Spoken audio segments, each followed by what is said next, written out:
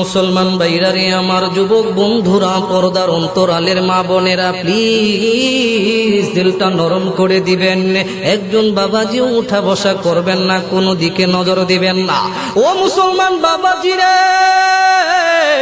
আমার আল্লাহ রব্বুল আলামিন আসমান বানাইয়া জমিন বানাইয়া সমস্ত মানুষগুলো সৃষ্টি করিয়া এই দুনিয়ার জমিনে পাঠাই দিলেন।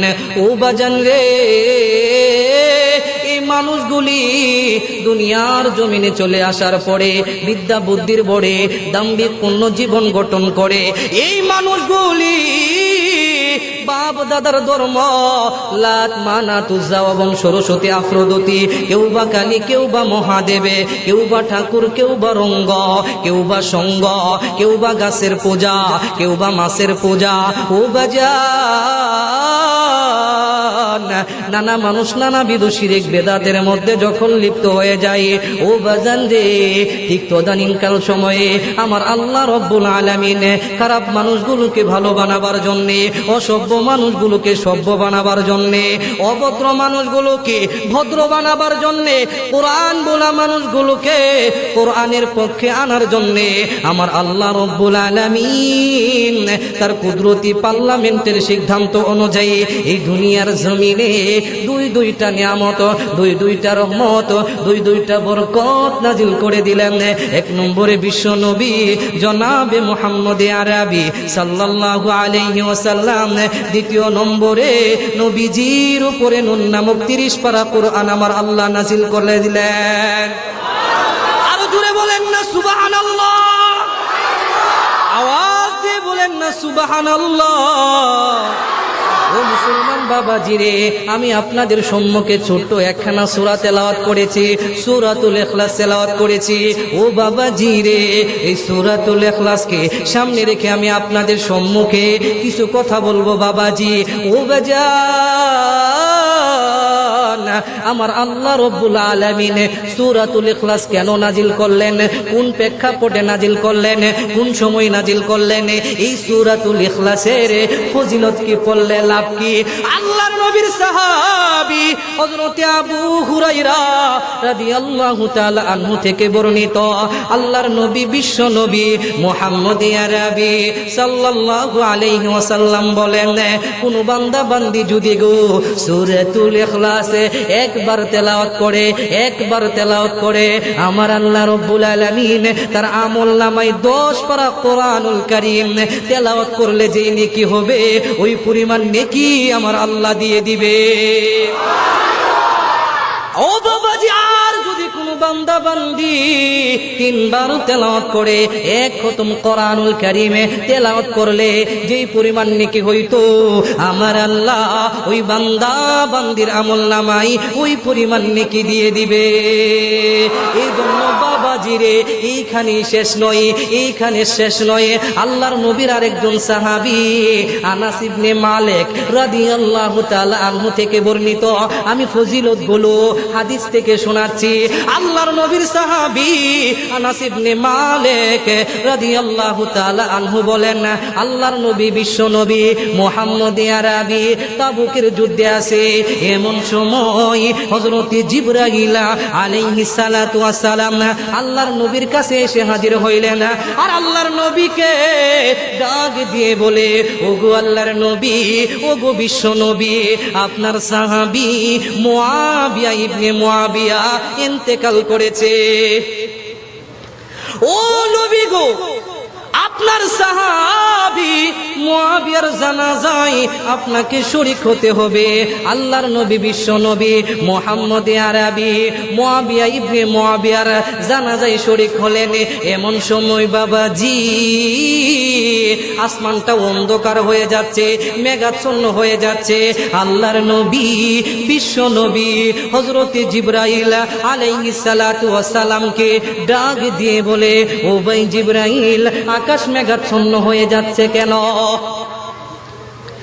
আল্লাহর নবীকে বিশ্ব নবীকে হযরত জিবরাইল আলাইহিস সালাতু ওয়াস সালাম ডাক দিয়ে বলে, নবী গো,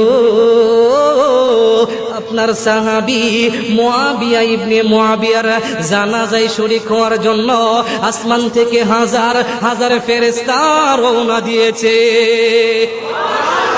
আরো আওয়াজ দিয়ে বলেন না সুবহানাল্লাহ। ও নবী গো, আপনার সাহাবী মুআবিয়া ইবনে মুআবিয়ার জানাজায় শরীক হওয়ার জন্য হাজার হাজার ফেরেশতা আসমান থেকে রওনা দিয়েছে। এই জন্য নবী গো, আসমান মেঘাচ্ছন্ন দেখা যাচ্ছে।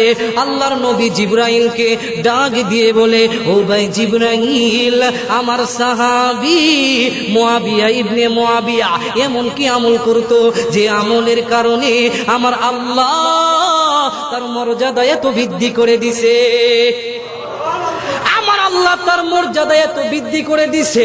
আল্লাহর নবীকে জিবরাইল বলে, ও নবী গো, আপনার এই সাহাবী মুআবিয়া ইবনে মুআবিয়া বেশি বেশি সূরাতুল ইখলাস তেলাওয়াত করতো। আরো জোরে বলেন না সুবহানাল্লাহ। ও বাবাজি রে, এইখানেই শেষ নয়, এইখানে শেষ নয়। আল্লাহর নবী, বিশ্ব নবী মসজিদে নববীতে ঢুকতেছে, মসজিদে নববীতে ঢুকতেছে।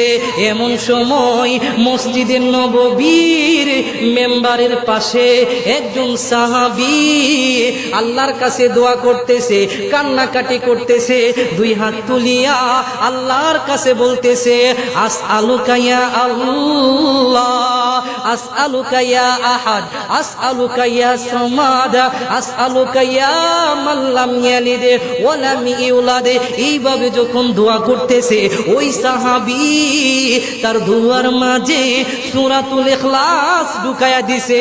ওই সাহাবীর দোয়া যখন শেষ হইছে, আমার আপনার নবী, বিশ্ব নবী বলতেছে, গাফারাল্লাহু লাকা, গাফারাল্লাহু লাকা। ও সাহাবী রে, আমার আল্লাহ তোমার সব গুনাহ মাফ করে দিছে।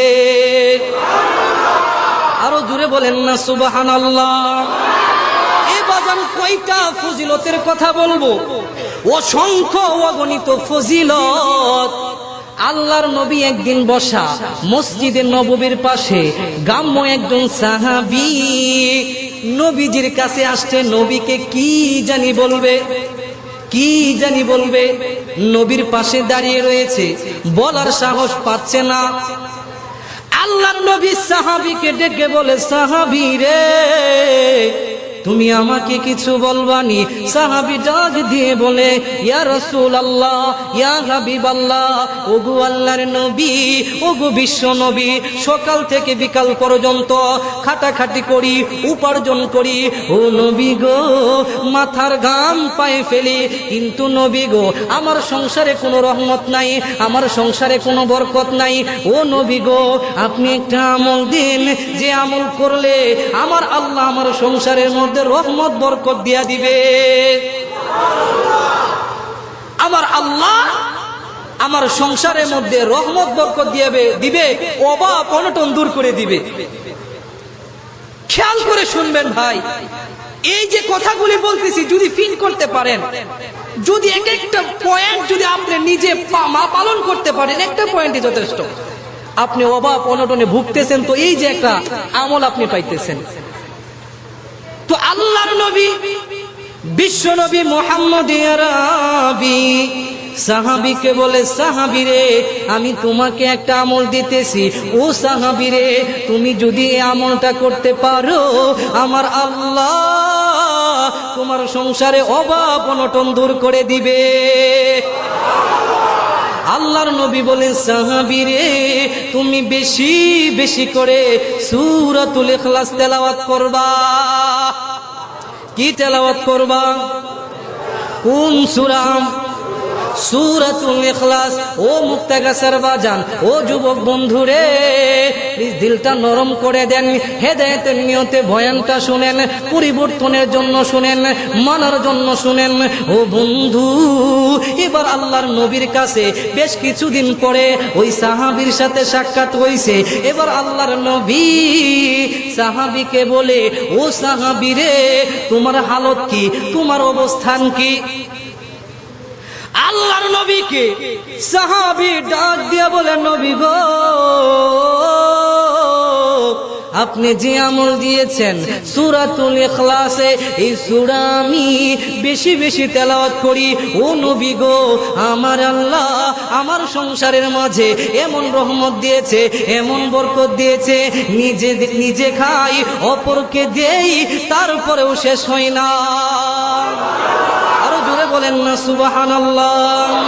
এই জন্য মুসলমান বাবাজি, আমার যুবক বন্ধু, আমার পর্দার অন্তরালের মা, সূরাতুল ইখলাস বেশি বেশি করে তেলাওয়াত করতে হবে, বেশি বেশি করে পাঠ করতে হবে। আরো অসংখ্য অগণিত ফজিলত আছে, ইনশাআল্লাহ এখানে শেষ হোক। ও বন্ধু, আল্লাহ রব্বুল আলামিন সূরাতুল ইখলাস কেন নাজিল করলেন, কোন পয়েন্টে নাজিল করলেন?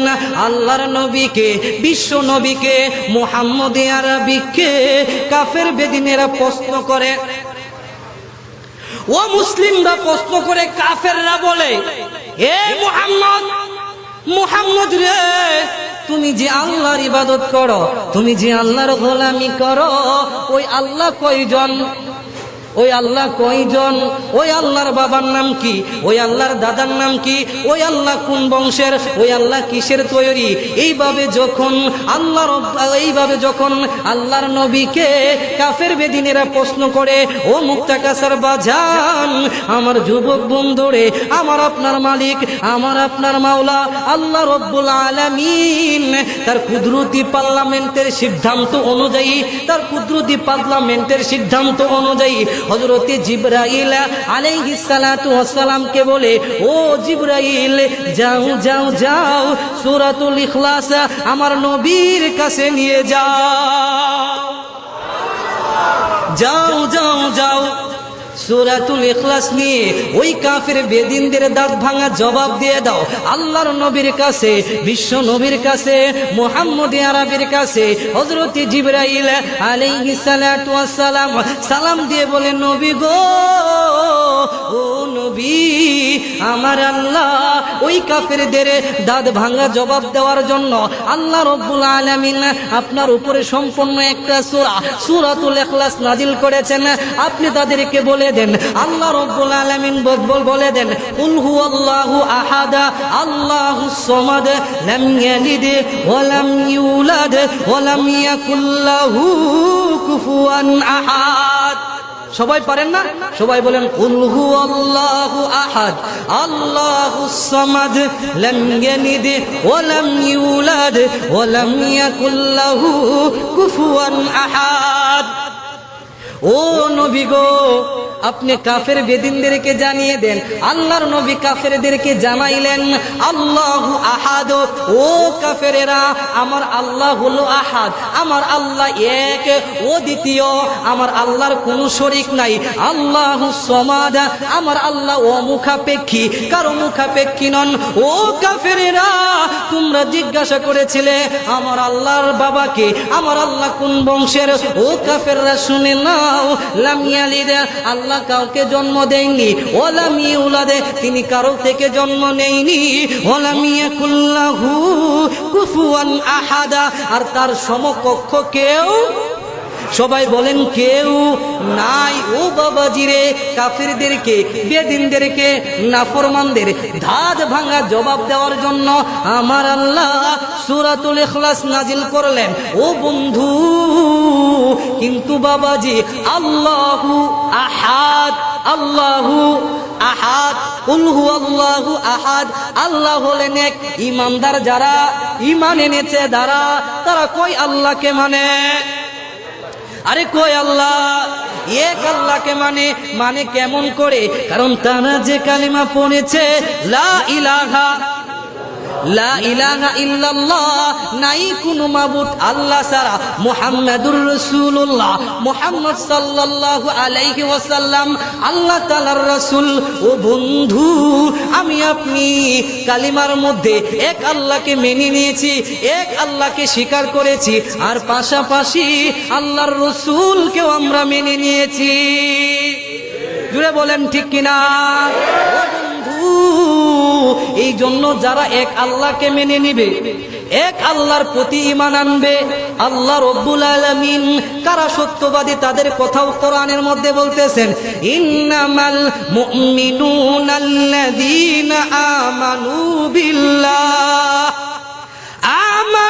বিল্লাহি ওয়া রাসূলিহি থুম্মা লাম ইয়ারতাবু ওয়া জাহাদু বিআমওয়ালিহিম ওয়া আনফুসিহিম ফি সাবিলিল্লাহ উলাইকা হুমুস সাদিকুন।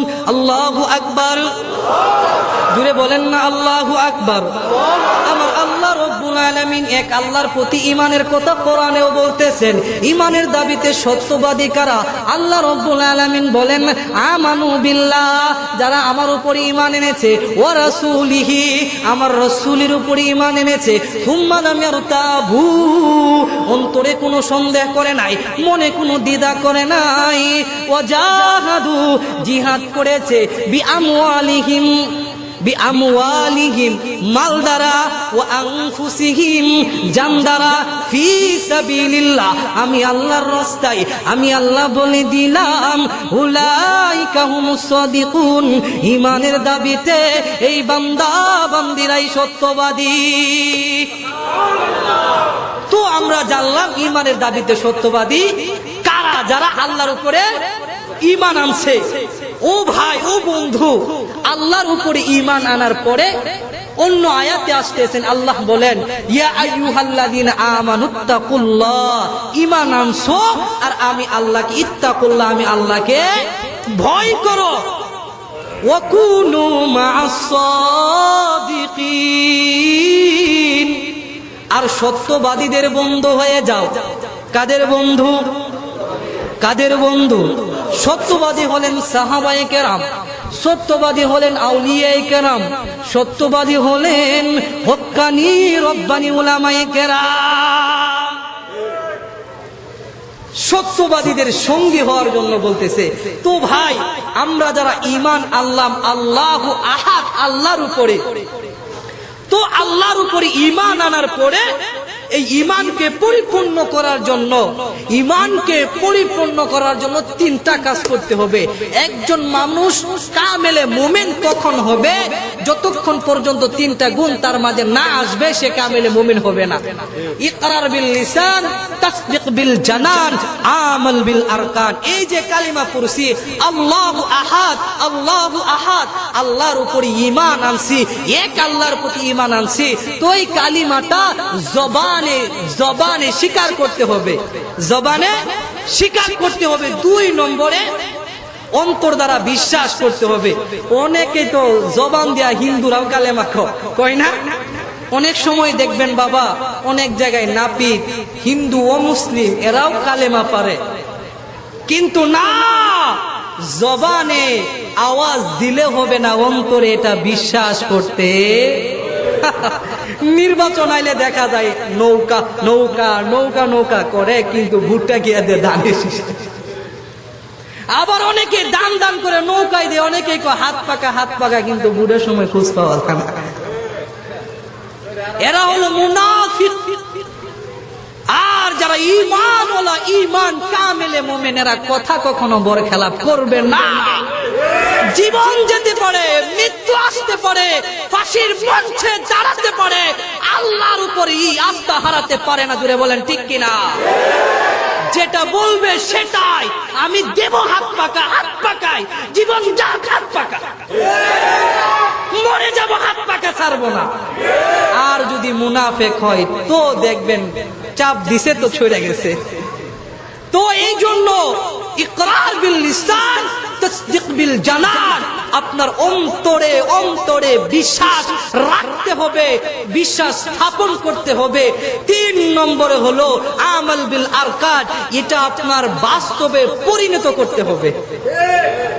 আপনার আপনি যে স্বীকার করছেন লা ইলাহা ইল্লাল্লাহ আল্লাহু আহাদ আল্লাহুস সামাদ লাম ইয়ালিদ ওয়া লাম ইউলাদ ওয়া লাম ইয়াকুল লাহু কুফুয়ান আহাদ, আপনি যে এক আল্লাহকে মেনে নিছেন, তার সমকক্ষ কেউ নাই, আপনি যেটা মেনে নিছেন, কিন্তু বাবাজি আপনার কাজে কর্মে চলা ফেরায় উঠা বসায়, আপনার ব্যবসা, আপনার রাজনীতি, আপনার সংসার, প্রত্যেকটা ক্ষেত্রে কাজে কর্মে দেখাতে হবে আপনি ঈমান আনছেন, কিন্তু জবানেও স্বীকার করছেন, অন্তরে বিশ্বাস করছেন, কিন্তু আপনার কাজে কর্মে ঈমানদার মনেও না।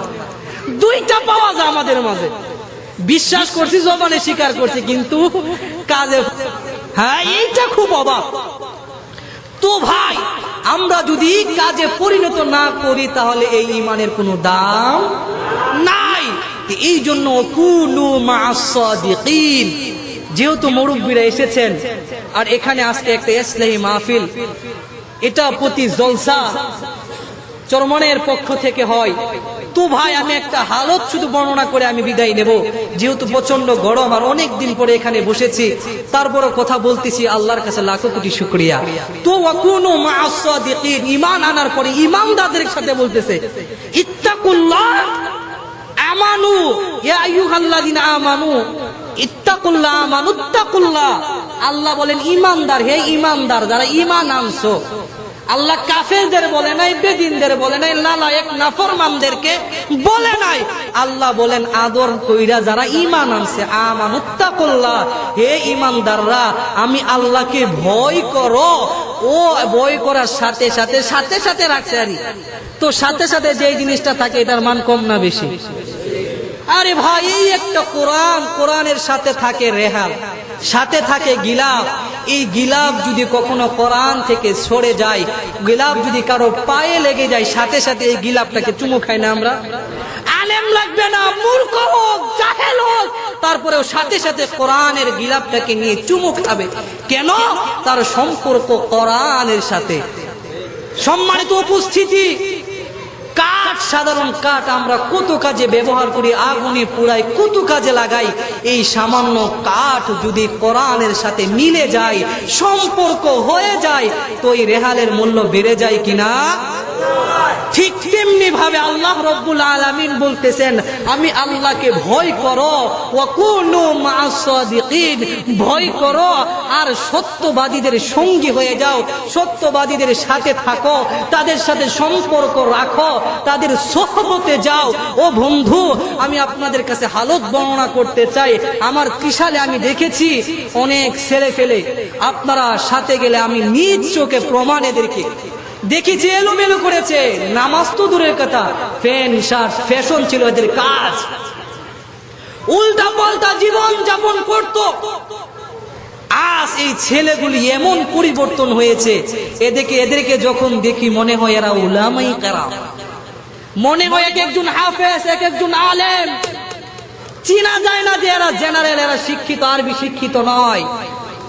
বেশ অনেক যুবককে আমি দেখেছি আমার এলাকায় এখন আমার সম্মুখে হাঁটে, এলোমেলো চলতো, তো কোথায় গেছে? আল্লাহ ওয়ালার সোহবত গেছে, সত্যবাদীদের সঙ্গী হয়েছে। আল্লাহ যে বলেছেন সঙ্গী হয়ে যাও, চরমনায়ের ময়দানে গেছে, তো ময়দান থেকে আসছে তো মুখে দাড়ি হয়ে গেছে, মাথায় টুপি উঠে গেছে, পাগড়ি উঠে গেছে। আল্লাহু আকবার, আশ্চর্য হয়ে যায়। নামাজ ছাড়ে না, জিকির ছাড়ে না, কত পরিবর্তন। আল্লাহর নবীর দরবারে যাইতেন তো কাফেররাও যেমন সাহাবায়ে কেরাম পরিবর্তন হয়ে গেছে নবীর সোহবতে, নবীর সোহবতের কারণে পরিবর্তন হয়েছে। ঠিক ওই নবীর আনেওয়ালা উম্মতের রাহবার, ইন্নাল উলামা ওয়ারাসাতুল আম্বিয়া, আল্লাহর নবীর ওয়ারিস উলামায়ে কেরাম। এই উলামায়ে কেরামে আল্লাহর ওলিদের সোহবতে যাওয়ার কারণে কত পরিবর্তন। তার গায়ে পাঞ্জাবি উঠে গেছে, তার কথাবার্তা, চলাফেরা, ব্যবসা বাণিজ্য সব পরিবর্তন। এই তো মাত্র সপ্তাহের আগে আমি এক চরমনায়ের পাগলের বাসায়, যুবক দাড়ি ছিল না, তার বাসায় দাওয়াত খাইতে গেলাম। আকিকা দিছে, তো আমাদের আকিকার ফ্যাশন হয়ে গেছে, কার্ড দেই, কার্ড দেওয়ার পরে আমাদের উপহার নিয়ে যেতে হয়, তাই না? এই জুড়ে বলেন, এই দিকে নাই মনে হয়?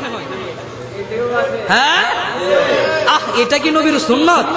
এটা কি নবীর তরিকা? এটা কি নবীর নিয়ম? না। ততক্ষণ পর্যন্ত কামেল মুমিন হওয়া যাবে না।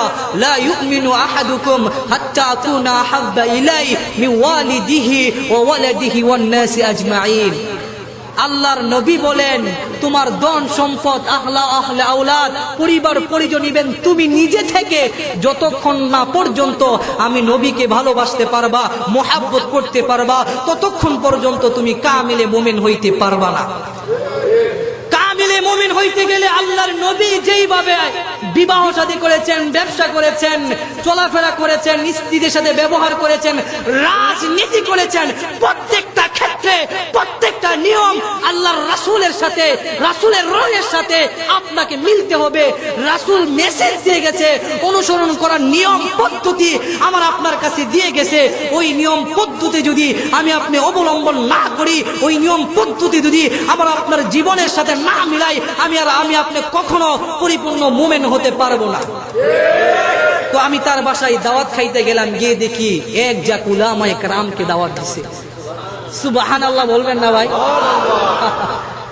আর যদি আজকে আল্লাহ ওয়ালার সোহবতে না যাইতো, সে উলামায়ে কেরামকে দাওয়াত দিত না, কাট করতো, স্পেশাল ভাবে একটা ব্যবসা, একটা বাণিজ্য শুরু করে দিত। তো আমাকে সাথে সাথে আগেই জানাইছে, হুজুর আমি শুধুমাত্র আল্লাহর জন্য আমার ছেলের নবীর সুন্নত আকিকা করব, আপনারা কয়েকজন উলামায়ে কেরাম আসবেন, আমার ছেলের জন্য দোয়া করবেন। আল্লাহু আকবার। পরিবর্তন হয়ে গেছে সোহবতের জন্য। সোহবতে যাওয়ার এটা একটা দামি ফজিলত। তো ভাই, যারা আল্লাহ ওয়ালাদের সোহবতে আছেন, আমি আপনাদেরকে বলবো আরো বেশি বেশি করে আল্লাহ ওয়ালাদের সোহবতে থাকেন, আল্লাহ ওয়ালাদের সংস্পর্শ যান। আপনি যদি তাদের সঙ্গে থাকেন, তাদের সাথে চলাফেরা করেন, আপনিও দামি হয়ে যাবেন। আপনাকে আল্লাহ দামি বানায় দিবে। দামি জিনিসের সাথে থাকলে দামি হওয়া যায়, তাই না? দামি জিনিসের সাথে থাকলে দামি হওয়া যায়। ঠিক তেমনি ভাবে আল্লাহ ওয়ালারা হলেন দামি, আল্লাহ ওয়ালারা হলেন মূল্যবান। আল্লাহর ওলি, ইয়া ওলি আল্লাহ তাকুলুনি। আল্লাহ রাব্বুল আলামিন জান্নাতে যখন যাবে, জান্নাতীদেরকে বলবে, হে আল্লাহর ওলি, আমাকে খাবা। আল্লাহু আকবার কইতেন। তো আল্লাহর ওলিদের কোনো ভয় নাই। তো এই জন্য সম্মানিত উপস্থিতি, আমি আপনাদেরকে বলবো আল্লাহ ওয়ালাদের সোহবতে যান, আল্লাহ ওয়ালাদের সোহবতে থাকেন, আল্লাহ ওয়ালাদের সাথে নিজের জীবনটাকে কাটিয়ে দেন। তো এইভাবে যদি আপনার জীবনটা কাটাতে পারেন, আশা করা যায় মহান মালিক মৃত্যুর পরে আপনাকে কোনো বিপদে ফেলবে না। তো কারা কারা রাজি?